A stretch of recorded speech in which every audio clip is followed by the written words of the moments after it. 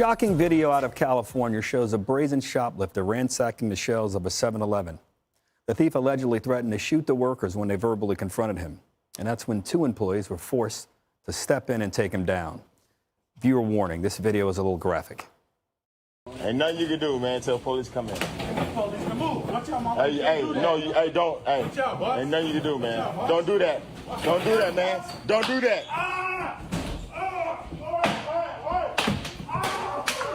You know no more. No more come here, right?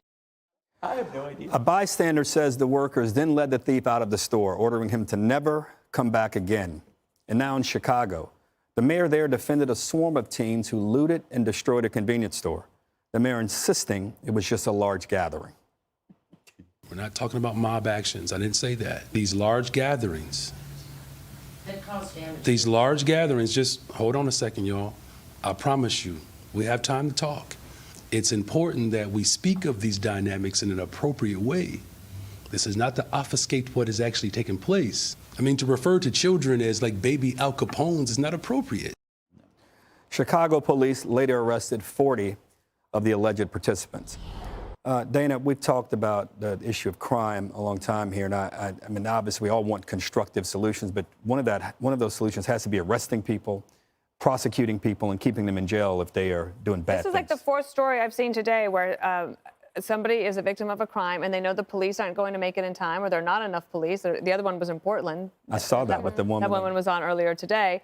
And I don't know exactly if these guys own this franchise, but 7-Eleven, you have a franchise. And so imagine how hard those people who work there have scrimped and saved, and they're trying to live the American dream, and they're going to get ripped off by this guy. And they know the cops aren't going to come, and if they do, there's no recall. And so one of the things I remember Lawrence Jones has been talking about for a long time on Cross Country and on other places where he's been reporting all around the nation is that, unfortunately, some people are going to want to take matters into their own hands. And they might call it, some might call it vigilante justice, but the other hand is saying, but this is my livelihood. This is my business. And this is wrong. Stealing is wrong. And somebody's got to do something about it. We have a subway situation here with young Mr. Penny in New York. We had the situation with the bodega owner who attacked, who almost was prosecuted. How do you feel about this, Greg? There's no one has a reason to defend this guy for what he did. He should be saluted. I, for one, salute the stick. It works better than the carrot. What politicians and bureaucrats do not understand, the power and fury that arises from hopelessness. Yep. You know, we were in my neighborhood when New York was looted without any resistance. De Blasio pulled back the police. My beloved hood was ruined for months. So I understand the man with the stick. I wanted to be the man with the stick. Unfortunately, I can't be the man with the stick. But all politicians do is throw carrots out there, and now it's time for the stick. And that's not vigilantism. That is just justice. I've watched that video a lot. You know, it's therapeutic. And I also read the comments.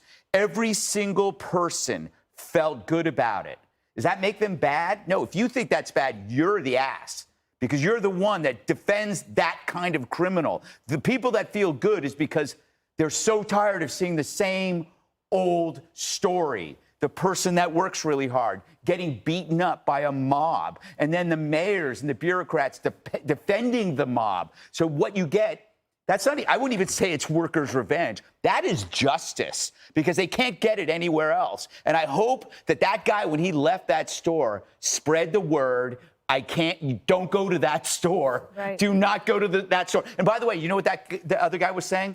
Dude, don't do anything, man. The insurance will take care of it. That's how the system is corruptible. The system tells you insurance will take care of it. The thugs know that. So there is a corrupt system for you. How do we get more cops on the street? Well, you have to create an environment where people want to be cops. Right now, you guys have destroyed that. And when I say you guys, I don't mean you personally, Harold, but it's easier to talk like that. Do you mean Democrats? Yeah, obviously.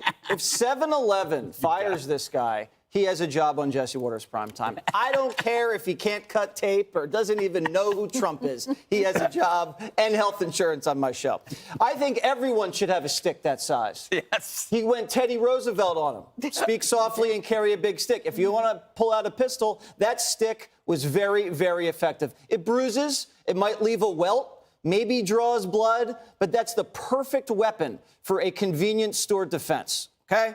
Now, if you want cops to be cops, let them be cops. But these store owners now know you have to sit around and watch. Yeah, Who is going to sit and watch your store get jacked? No one is going to do that. Sometimes men need to settle things like men, and that's fine by me.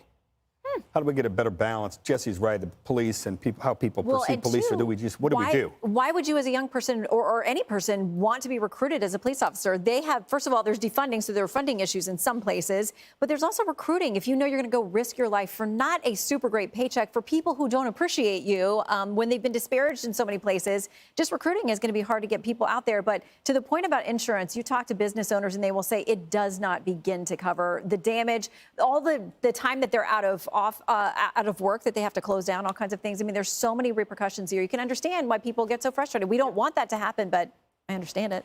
Harold, might I add that tonight on my show, I will be playing that entire video, and I will not be blurring the man's butt crack. Now that is a tease. That is the tease. That'll get you to watch. Hi, everyone. I'm Brian Kilmeade. I want you to do me a favor. I want you to click to subscribe to the Fox News YouTube page. This is the only way that I know for sure that you're not going to miss any great commentary, any great news bites, any great interviews coming your way on Fox. You can get it all here on YouTube. So subscribe right now.